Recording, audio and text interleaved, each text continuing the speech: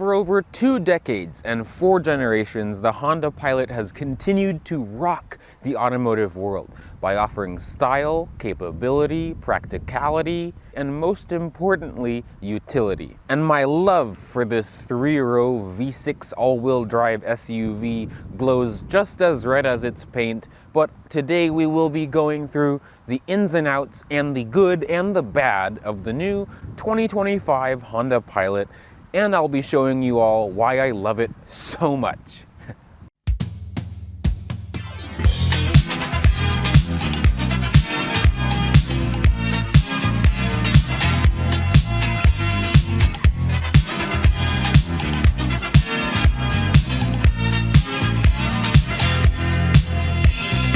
For those that don't know, this marks the 4th generation of Honda's Pilot, their excellent 3-row SUV. The original 1st generation Pilot was introduced in late 2002 for the 2003 model year to go against the likes of the newly introduced Toyota Highlander, the new body Ford Explorer, the new Nissan Pathfinder, and a few other family SUVs of that time.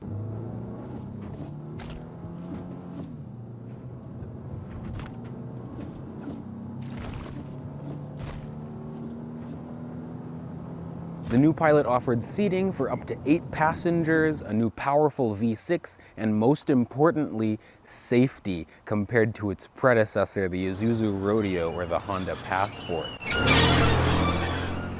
Honda brought this 4th generation Pilot in late 2022 for the 2023 model year, and really things haven't changed much since then, but it's quickly turned into one of the best-selling 3-row SUVs on the market, and that's one of the many reasons to love the Honda Pilot. So this Pilot right next to me is a 2025 Pilot Black Edition in the beautiful Radiant Red Pearl, one of my favorite colors that Honda offers today, and I'm glad that I got a Pilot in this color. The Pilot Black Edition is based on the already fully spec'd out Pilot Elite.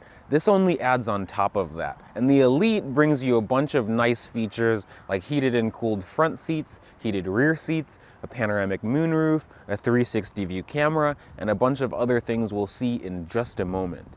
The Black Edition adds all of that with the addition of a blacked out front grille, blacked out lower trim down the bumper, blacked out 20-inch wheels, blacked out mirror caps, blacked out roof rails, blacked out window trim, blacked out everything except the paint on the outside. And inside, Honda added red stitching to the front and rear seats and also the armrest to add to the sporty theme of this Black Edition Pilot. And the MSRP of this loaded Black Edition, as it sits right next to me, is just about $56,000. That's a lot of money for a Honda Pilot, because 10 years ago, that would get you a fully loaded MDX. Right now though, 55 or 56 grand seems like an industry standard, because a fully loaded Grand Highlander, Explorer, Kia Telluride, and all of its other competition will be similarly priced with all their options. Don't feel bad though if that near $60K price tag makes your eyes feel like watering, because it's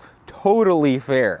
If you're looking for a Pilot that's more bang for your buck, Honda still offers plenty of fruitful trim levels that offer plenty of features for this new Pilot. First of all, unlike the olden days, there is no more Pilot LX. We only start at the Pilot Sport, which is still the base entry with cloth seats, no sunroof, and it lacks a lot of the features that this one has, but the Pilot Sport with 2-wheel drive starts at about $41,000 after destination. After that, we go up to the Pilot EXL, which starts at about $44,000. You can also choose between front and all-wheel drive for that one. On top of the EXL, we come up to the double T's of the Pilot trim level, the Touring and also the Trail Sport, because those are both about $50,000. Last but not least, we get the loaded Pilot Elite, and that starts at about $54,000 with standard all-wheel drive, and then we get the Pilot Black Edition like this one that has an MSRP of about $55,000. Unlike many of its competition, I commend Honda for retaining a solid 6-cylinder powertrain, unlike all the uninspiring and dull 4-cylinder turbos that pretty much every other big 3-row has nowadays. This one has an engine worth talking about, at least to me.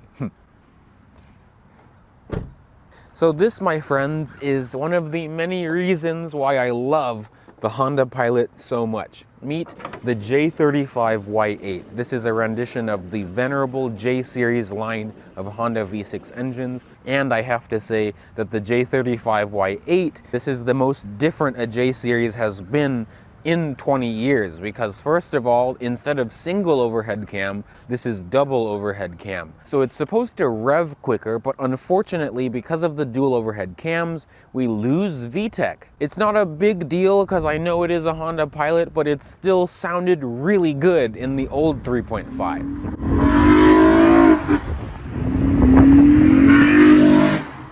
Again, it's a 3.5 liter V6, hence the name J35Y8, and in this application it makes 285 horsepower and 262 pound-feet of torque. Power goes to all four wheels using an in-house Honda-built 10-speed automatic transmission, and of course this uses the fantastic iVTM4 all-wheel drive system, really one of the best in the business. It's great on the road, but also off-road it's quite capable as well. If you want to see how a Pilot does off-road, check out my Trail Sport review up here. This engine is also shared with Honda's other light trucks such as the Odyssey, Ridgeline, and Passport. And by the way, I am very interested in that new Passport. The Passport used to just be a shorter version of the Pilot, and I know the next gen will be pretty much that, but thankfully this time, if you've seen pictures of it, it actually looks a little bit different. I'm being really serious. That might be one of the first new cars that I might actually consider buying when it's used. Even though the Pilot has always been powered by 6-cylinder engines, it's never been that bad on gas. Of course, after Honda injected these 3.5s with their Earth Dreams formula, direct injection, they did get better MPG. Honda rates this Pilot at 19 MPG in the city, 25 on the highway, and a combined rating of 21. Thankfully, those numbers are pretty accurate because I've been seeing between 19 and 21 MPG on the trip computer. And I do have a heavy foot because this engine sounds good.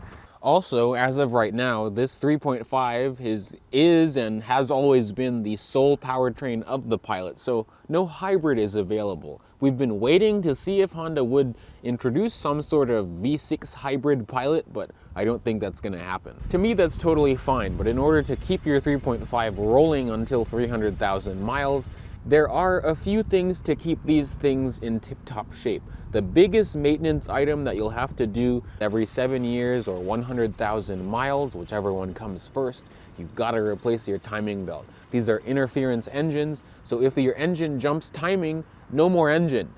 Thankfully, from a mechanic's standpoint, this engine is more serviceable than the previous 3.5. There's a lot more room in the engine bay, especially to do something like a timing belt job.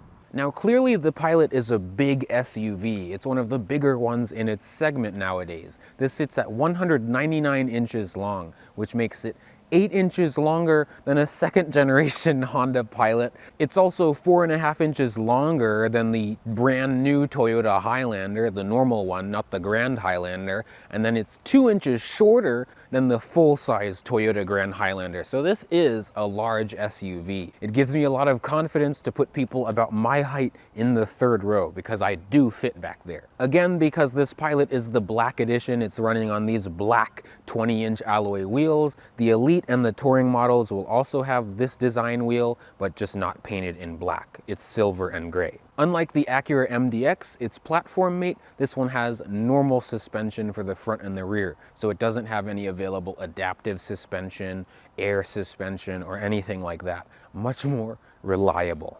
Maybe by now you'll already be able to see how well-rounded the Pilot is, and not just by the styling, even though thankfully it is more boxy than the last gen. Something I will say that I wish that this had, compared to the second gen Pilot, which was the only Pilot to do this, was the rear window used to be able to pop open. Maybe in the next gen Pilot, I'd like to be able to see that rear window pop open. Thankfully though, we have a power tailgate. It opens quite quickly, unlike some other competitors, and it is also hands-free, so you can just kick it to open and close. I don't have the keys on me, that's why it's not doing that. Otherwise, it would just close onto me. You can see that this is one of the biggest advantages to the Pilot and a lot of other unibody SUVs. Body-on-frame SUVs don't allow you to have this much space underneath. I can fit my backpack, my clothes. This is not sponsored by CarMax. I just happen to have that bag. Something else that you can do that the 3rd gen Pilot started is that you can actually take out this floor piece, and you can see one side of it is plastic and one side of it is fabric. So if you want the trunk to look all uniform and fresh and normal, you can have the fabric on one side, or for me, because I had firewood in here the other day, you can have the plastic side and get things dirty. There's almost 19 cubic feet of volume behind the 3rd row alone, 18.6 to be exact. If you fold the 60-40 split 3rd row down, which is really easy, you can do it with one hand, and then you get 48.5 cubic feet of volume. If you want maximum space in your Pilot, you can drop the 3rd row and the 2nd row flat, and then you get 87 cubic feet of volume. Even though this is really big, competitors like the Grand Highlander, the VW Atlas, the Subaru Ascent put this up against its money, but it still is competitive. Now, besides all this space, there really isn't too much back here. Thankfully, this has a normal manually folding 3rd row seat. You can see it's way easy, well, way faster at least, and still just as easy instead of having a button and a motor that can go bad in just a few years' time.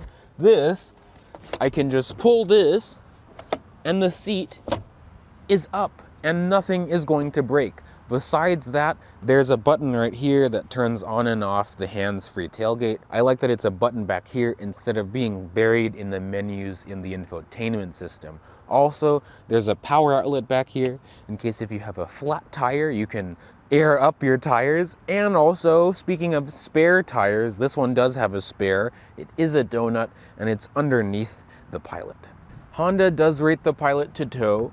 And even though it's not something like a Durango or a Lexus GX550, it still is pretty capable. Honda says 5,000 pounds for the Pilot, and it's pretty much always been 5,000 pounds. And if you're crazy enough to stuff that 90 cubic feet of volume to the gills, use that 5,000 pounds of towing capacity, you can still put more stuff around your Pilot on top because it has a functional roof rack. Thankfully, Honda makes it pretty easy to get into the 3rd row of the Pilot because they offer this little button that electronically releases and slides the seat. It's here and also in the back of the seat too. It just slides and does all the work for you and makes it very easy and gives you space to get inside. The Pilot has thankfully always had a larger 3rd row for being a more medium-sized SUV, and thankfully this one does not disappoint. This is even better than the last gen. If I sit comfortably on this side, you can see that my knees aren't too high up from the ground, unlike some other vehicles with 3rd rows. The actual material for the 3rd row seats is pretty soft and comfortable as well. You can also see both passengers back here have 2 cup holders each. There's also an air vent and a USB Type-C port. You can also see at my 5'9" stature, if I sit behind this seat, which is all the way back in its tracks, my knees are just kind of brushing the back of the seat. This seat is all the way back in its tracks. And you can see headroom. I'm 5'9", and if you're maybe 6 foot, you'd probably be comfortable. These 2nd row seats also slide back pretty far as well, so just about everyone in the Pilot can get really comfortable.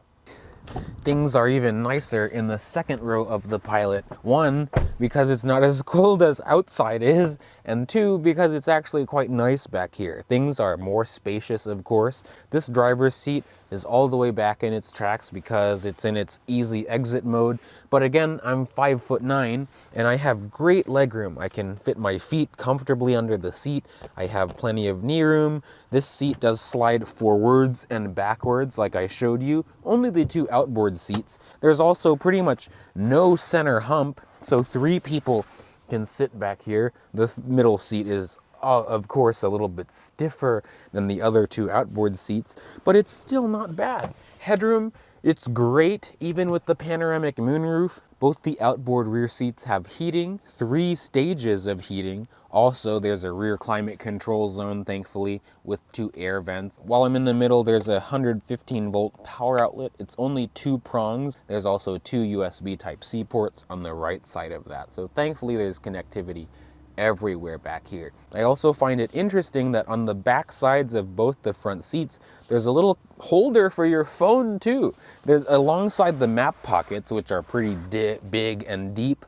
It's very interesting. There's also these pockets on the very tops of the seats too. You would never see this. And so there's storage everywhere. Just like pilots have always been, there's cup holders everywhere. There's 2 cup holders on each rear door, and you get sunshades for the rear seat passengers, so you don't have to look at the poor people outside. There's also this center armrest. This middle seat turns into an armrest. It is a little bit low, so it's kind of like kid height. It does turn it into a kind of 6-passenger console, if you say, but this can also be removed as well. There's just a cord in the middle here, and then you can just easily take this out. It's maybe, I don't know, 40, 50 pounds, and then this comes out really easily. It fits in that big nook in the 3rd row under the floor. That's where this is supposed to go, and then you have easy access to the 3rd row between these 2 seats. And it's also just as easy to put it back. Welcome to the interior of this new Honda Pilot. Now,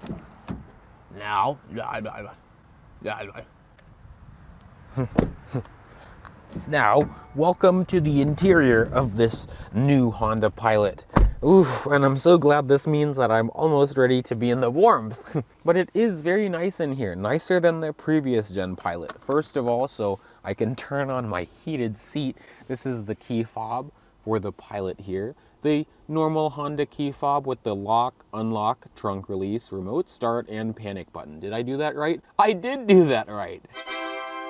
And you can see the Honda on the back side of the key too. But because this has this smart key system, damn! Whoa! But because this has the smart key access system, we can just put our foot on the brake and keep this anywhere inside the vehicle. And then let's listen to that J35 get going.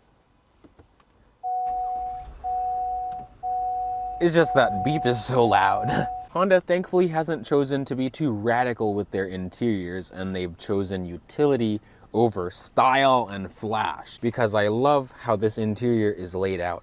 The climate controls are super easy to reach, and you don't have to deal with the infotainment screen at all to deal with the climate controls. You can also see there's heated and ventilated front seats for the driver and passenger, and also you can see the rear climate controls. Looking at the steering wheel, this is a 3-spoke leather-wrapped wheel. Because we have the black edition here, you can see more of the red stitching on the wheel itself. Thankfully, there's nice bolsters on it, and I love how these newer Honda wheels feel. There are buttons on the wheel as well. The left side, those buttons control the audio and Bluetooth controls. The buttons on the right control the Honda sensing features and the cruise control. On the very bottom of the wheel, you can see the button for the heated steering wheel. Behind the wheel, you can see that the headlights are automatic, as well as the windshield wipers. I also like that all 4 windows in this thing are auto up and down. Things feel pretty good. The dash is thankfully mostly soft touch, as well as the top of the door cards. The armrests for the front doors are pretty soft as well, and you can also see more of that red stitching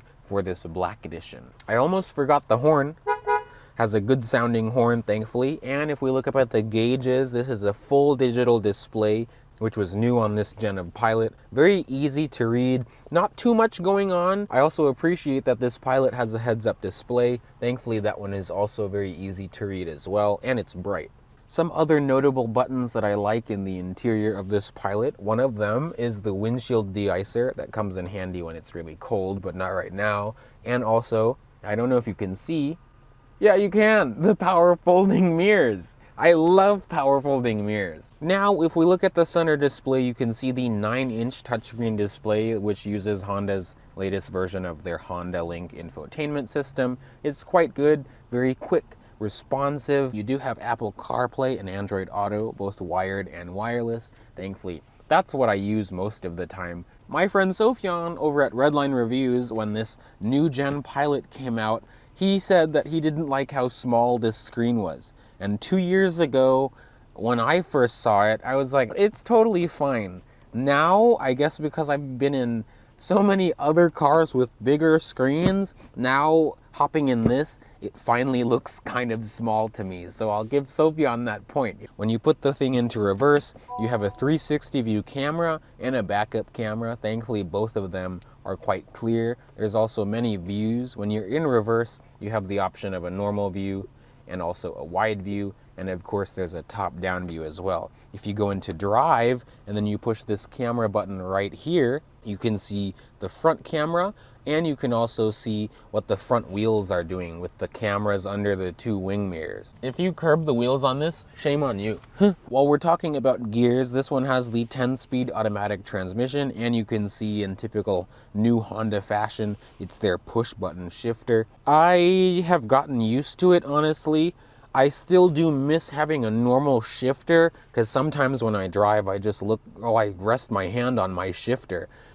So I just miss having something there. I like how in the MDX there's a little bit of a pad that you can rest your hand on, but this one doesn't do that. In front of the shifter, you can see this has a wireless charger. There's two really nicely sized cup holders. You can fit even the largest of water bottles in there. Just like the two cup holders on the doors too. You can fit one of those big hydro flasks in there. Back behind the shifter though, you can see the toggle for the drive modes. We have a sport mode, normal mode, econ mode, snow mode, trail mode, sand mode, and a tow mode. There's many modes in this new Pilot to adapt to every sort of driving scenario. And behind all that, there's a nice wide center armrest with more of the red stitching, and the center console itself is pretty big and deep too. Surprisingly, they didn't put any USB ports inside of here, but I guess it's just because of the ones right here. So it's totally fine. 22 minutes? I'm gonna hate editing this. Sorry. There's just a few more things I wanted to talk about. The seats in the Pilot are thankfully quite comfortable. Hondas have always had very comfortable seats. Of course, it's not like a Lexus or a luxury car, but they're very supportive. Again, you can see the red perforations in the seats. The driver's seat offers 10 ways of power adjustments with two-way lumbar, but the passenger seat, unfortunately, and Honda's always done this, the passenger seat is four-way, which is okay, but you can't go up or down. Besides that, this one has a frameless rearview mirror. Of course, it is auto dimming, and it does have garage home link. You also have LED lights throughout the interior, as well as the panoramic moonroof that really makes this thing feel big and airy inside. Okay, so we are behind the wheel of the 25 Pilot. I quite like the 4th gen, I was about to say the 3rd gen Pilot. These are quite good. I honestly don't like the 3rd gen Pilot as much as I like these. And it's mainly in the looks department because the powertrain is pretty much the same besides the difference of the 9-speed and the 10-speed. But I quite like this new Pilot. It looks better on the outside. I like the old Pilot inside too, but this is just overall better.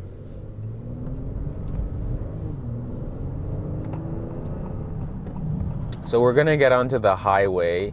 I really love the engine in this. There's just so many reasons I quite like the Honda Pilot.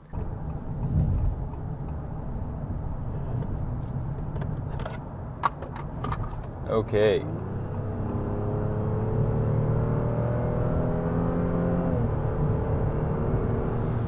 You can see the engine is very responsive as well as the transmission. It's fun to drive. We will be on slower roads just in a moment as well, but while we're getting there, we can experience how the highway is. I really like how the Pilot drives at highway speeds. It's very smooth. Even with the 20-inch wheels that's on this Black Edition or the Elite, or honestly the Touring has the same wheels as well, you won't notice any jarring road behavior, and you can take ramps or on-ramps quickly. It's actually very tight on the highway. I like it.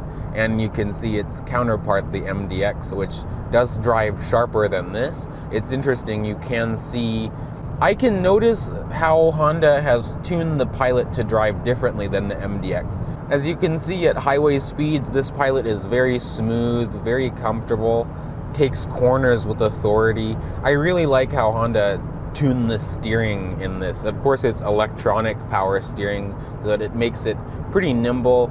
Of course, there isn't really much road feel with any new car now, but I like the weight. It's not too light like some other new SUVs that makes it feel like if I do this, it'll just send the car off into a frenzy. This one, it still has a nice weight to it, and it's not like ridiculously quick.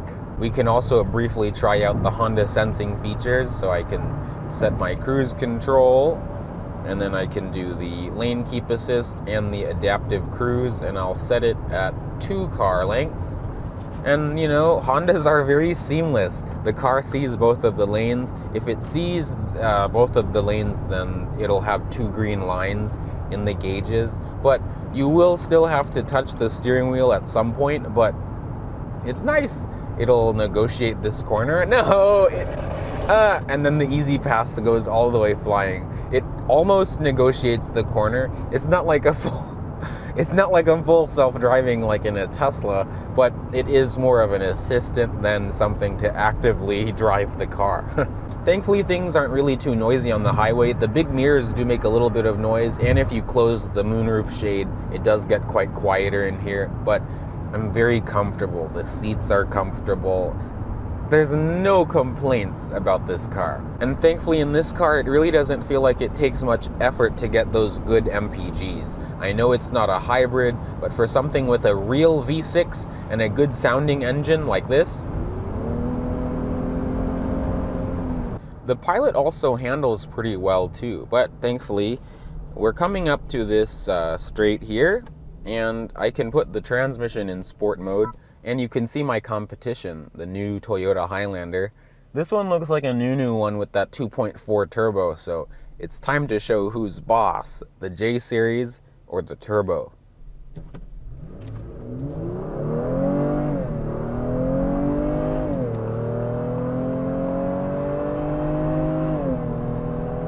It's good! You know, it's quick. It has plenty of power for being a Honda Pilot. This thing,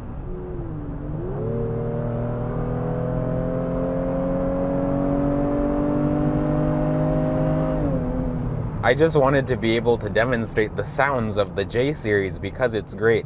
I also wanted to say, as you accelerate quickly, this thing stops quickly too. The brake pedal has a great response to it. Really good bite.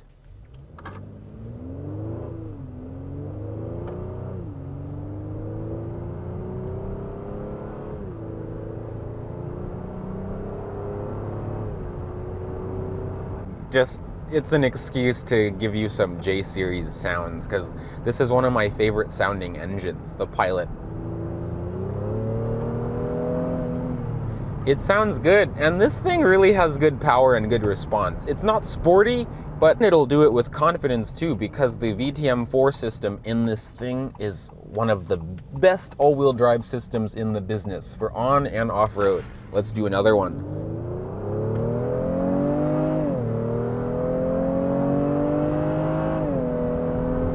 It's good. I love the sound. It doesn't sound like the old J Series.